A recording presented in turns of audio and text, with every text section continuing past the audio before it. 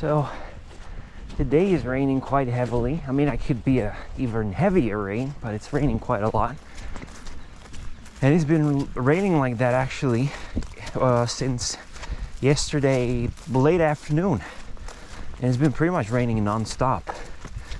So yeah, that's the age of the extremes, I would call it, because it hasn't rained for a long time. Everything was dry, and now we have a non-stop rain for almost I don't know how long this one's gonna last, but hell, it's already half a day. So yeah, and before, not even a drop, and you had these high temperatures and drought and all that. That was a buzzard, the bird over there. I'm not sure if you've seen it now. It's like circling back. Yep. And actually, I forgot to tell you, but we've seen on Sunday an eagle. That is absolutely an amazing sight, and not just one but two, probably a pair, circling above water, circling above the lake close to here, or actually a reservoir, but it looks like a giant lake. And yeah, it's the white-tailed eagle, so one of the largest ones, one of the most majestic ones that you can ever see. Drejku, co tam máš? So that was something. No, good boy. That was something, and it's not something you see every day. Usually I see it here about once, and if I'm lucky, twice a year. But there's a lot of ponds here, and white-tailed eagles do live close to water, and they hunt fish. So especially the south of the country, there's tons of ponds, and that's where they usually nest, around this region, which is just around the corner here. You know, we're essentially in the southern part. So that was pretty amazing. But that was a buzzard right there. So the white-tailed eagle is like twice as big, you know, hell, maybe sometimes even 3 times as big. Yeah, but it's the age of extremes. So you got drought, then you got rains, then you got floods. And it's not just age of extremes when it comes to the weather. It's the age of extremes when it comes to our culture and to our relationships and to our society as well. If you look in the world into what is happening and how the world is shifting, it's really those extreme waves that things are happening through. You know, it's not mild-mannered solutions and cool-headed sort of, you know, shake of hands and all that. No, it goes from one extreme to another, and then back to one extreme, and then back to another. And that's just how we operate, I guess, or at least how we're probably going to operate for a couple more centuries, I suppose, until we'll wise up and then realize that that's not an ideal way to function, really. Because there are, this is pretty nice, quite nice flowers, these ones, the white ones. Because yeah, there are other ways to do it, you know. You don't have to go from like one extreme to another. It's not necessary, but people need it for some reason. I don't know why. It's like, imagine, you know, it's like, and that's probably a bad example, but that's probably a bad example. I'm not gonna give that one. It's probably understandable. I was gonna say, you know, if you drink heavily and you're essentially an alcoholic, then you go from that to not drinking a single drop, right?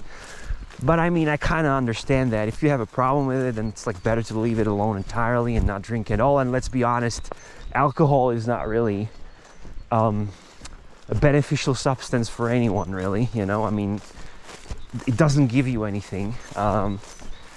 But in small doses, and if you don't have an unhealthy relationship with it, it's okay, you know. I mean, it's still not healthy. It's not like, oh, a shot a day is gonna make you, you know, I don't know. But although my grandmother, she lived up to, and she got into an accident, so she probably could have lived up to for 100 years. I'm pretty certain she would live up to 100.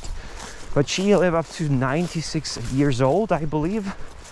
I think it was 96, 94 or 96, but it was a very high age. She was in top shape, and she was drinking she was drinking spirit, I think a shot of spirit every morning, you know. I think it was either vodka or something, I'm not quite sure, but she was drinking it as sort of a medicine thing, you know. And she was really, like, if you would see her, she was incredible for her age. So I'm not justifying that, okay, one shot of vodka will make you healthy. It might not work for someone, I don't know, but you know, it's not something that will kill you, and it's not, if you don't have an unhealthy relationship with it, it's not something bad. For instance, I don't like hard alcohol. The only alcohol I drink is beer because I like the taste. I don't even like the alcohol in it, you know. But the thing is, with, for instance, non-alcoholic beer, it doesn't taste as good. Not because of the alcohol, but it just doesn't taste as good. So I love beer, but only because it's refreshing, it's bitter, and I just like it. I like the hops in it, you know, but I don't need the alcohol, and I you know, don't drink beer for its alcohol content. But I got into a different topic here. I was just gonna say that, yeah, you know, you are in one extreme where you're an alcoholic, and then you go into another extreme when you're ascetic, and you don't drink.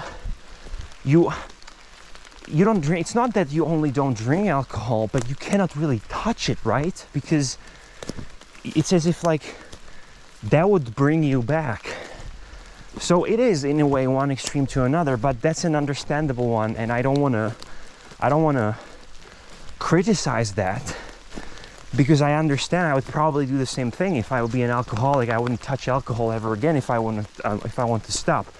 But the ideal version of it is that you don't stop entirely, and you're not sort of seeing that substance as something that will kill you or something that will make you alcoholic again, because that doesn't really solve the relationship you have with it, right? You're just avoiding it, you know. And sorry, I don't want to get into some sort of psychological, I don't have the competence for that. I know nothing about this, right? I'm not a specialist to consult people with addictions. I just feel like, you know, and now maybe I'm being a smartass, you know, and you could say, like, what do you know, man? Like, you have never had this problem. But it feels to me that that's a way to avoid the problem, not to solve it. If you completely stop everything and you're avoiding it, right? But if it works, that's great, you know, and if it makes your life 1,000 times better than when you were an alcoholic, then hooray, man, like, that's awesome. And definitely do it that way, you know. I'm not saying don't, but I think the right solution would be, the proper solution would be to heal the wound and the problem that there is in relationship to the alcohol, really, and to the addiction itself. Anyways,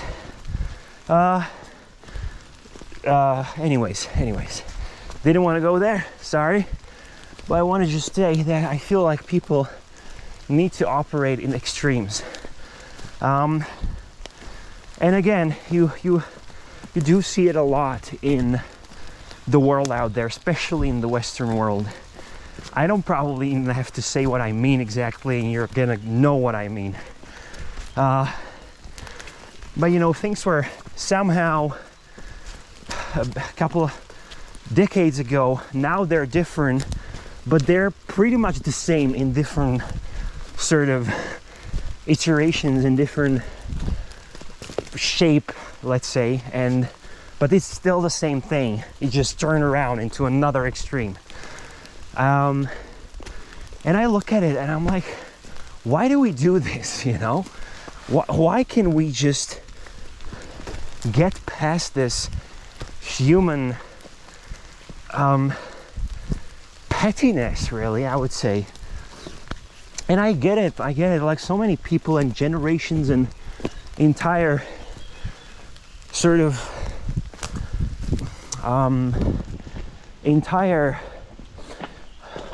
well, I say populations and entire groups of people have deep wounds and traumas that they, like a collective trauma even, you know, and collective wounds that they want to get justice for and all that. I get that.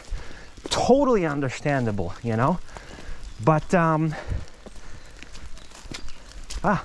cuckoo. Ha, nice. Yeah, cuckoo in the rain. I feel like that could be a song. A cuckoo in the rain. I don't know. Maybe there is a song in the cuckoo in the rain.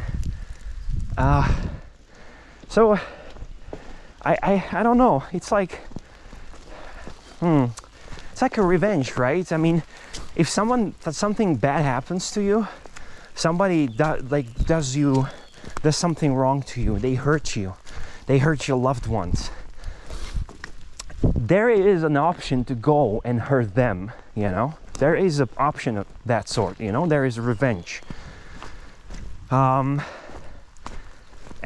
sort of like justice, like eye for an eye and all that, you know. But is it really gonna help you? You know, is that really gonna solve the pain? Is that really gonna take the loss away? It will not, you know, and it will sort of lower you into what those people or entities or whatever that was. It will lower you to that frequency. I would call it frequency, to that low frequency. It will lower you into that, and you will become the same thing. And is that what you would want? You know, like, and I know the pain is real, that it's hard to let go, it's hard to forgive, but is that really a way to go? You know, eye for an eye, you know, revenge.